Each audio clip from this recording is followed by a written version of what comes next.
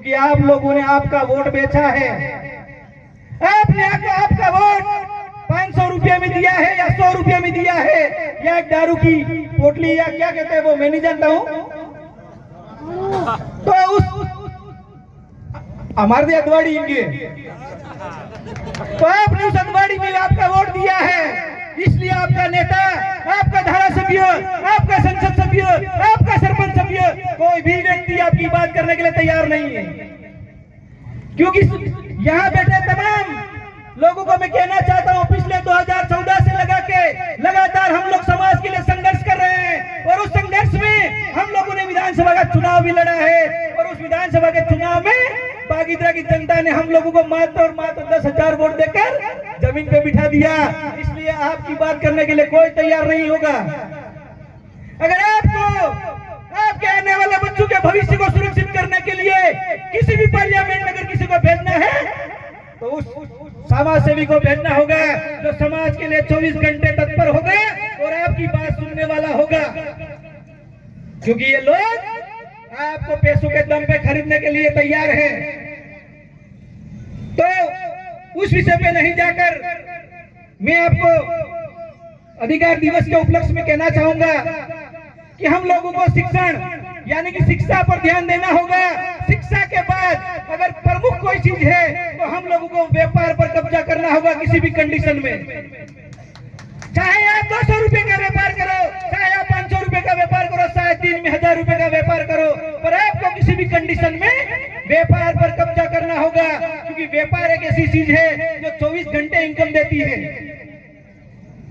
आज गुजरात में कंपनियां देख लो, राजस्थान में कंपनियां देख लो, वो किसी की भी कंपनी हो, क्योंकि आज हम लोगों को जरूरत है, कपड़े की जरूरत है, खाने पीने की सामग्री की जरूरत है। क्योंकि आज तक हम लोगों के पास खाने पीने की व्यवस्था होते हुए भी हम लोग मैन्युफैक्चरिंग की तरफ नहीं गए, जिसकी बदौलत आज यहाँ 3% लोग हैं वो हमारे पर राज करने लग गए।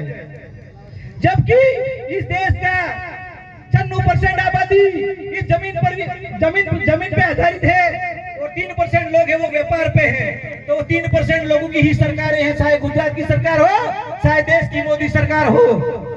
तो आप सबसे निवेदन करना, फिर से आह्वान करना चाहेंगे कि आपको किसी भी कंडीशन में व्यापार पर कब्जा करना होगा।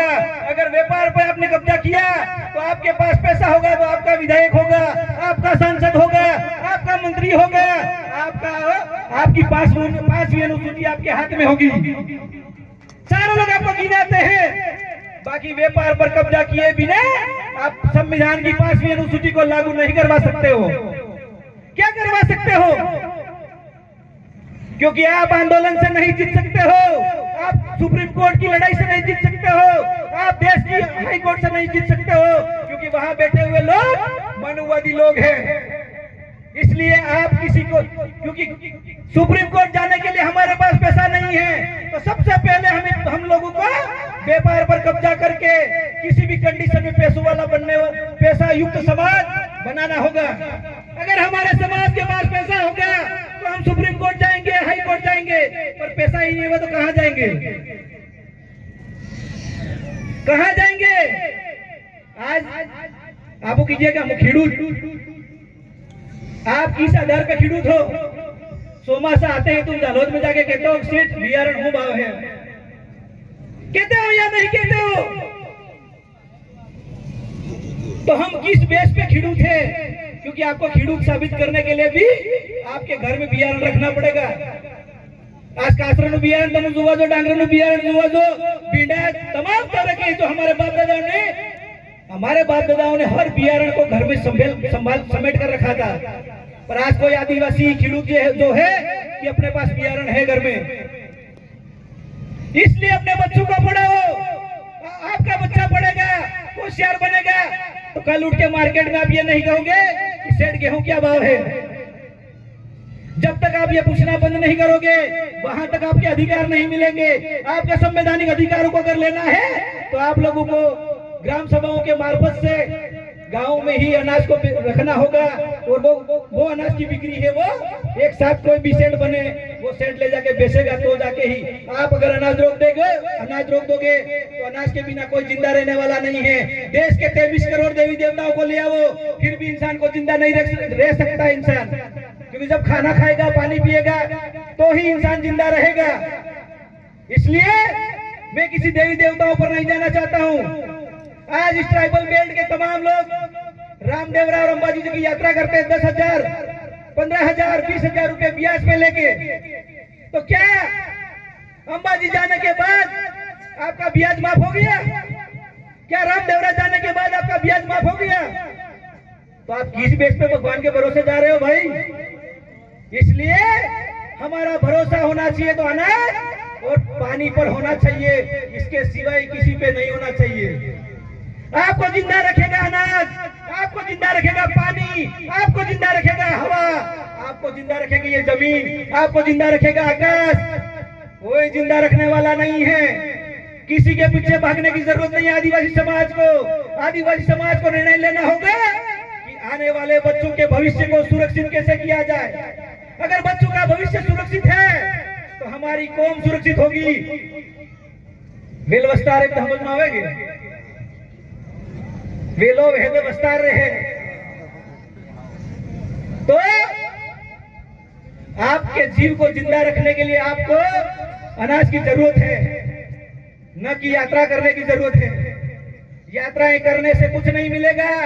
आपके बच्चों को 15,000 रुपए खर्चा करके अच्छी स्कूल में पढ़ाई कराइए, आपके बच्चों को ट्रेनिंग कराइए, तो ही आपका आने वाला भविष्य सुरक्षित है।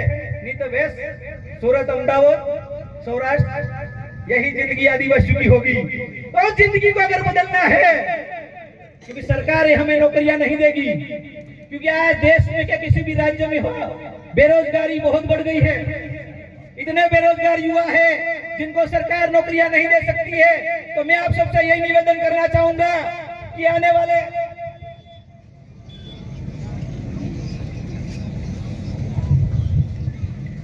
आदिवासियों के भविष्य को सुरक्षित करने के लिए बच्चों को शिक्षा पर फोकस करना होगा और आपकी जमीन, आपकी माटी से प्रेम करना होगा। राजस्थान की सरकार हो चाहे केंद्र की सरकार है, आने वाले समय के लिए आदिवासियों के संवैधानिक अधिकारों को लागू करना शुरू कर दे, वरना मनीष सेठ ने भी कहा है वो शुरू करना पड़ेगा, क्योंकि ये युवा जाग चुका है, ये युवा जाग चुका है। इसलिए अब जो हमारे बड़े बुजुर्ग हैं, जो हमारे घर, हमारे माता तुल्य, पिता तुल्य माताएं और बहनें यहाँ बैठी हुई, उन सबसे निवेदन करना चाहेंगे कि आप सबको अपने अपने बच्चों को पढ़ाना होगा, अपने बच्चों की शिक्षा व्यवस्था को सुधारना होगा।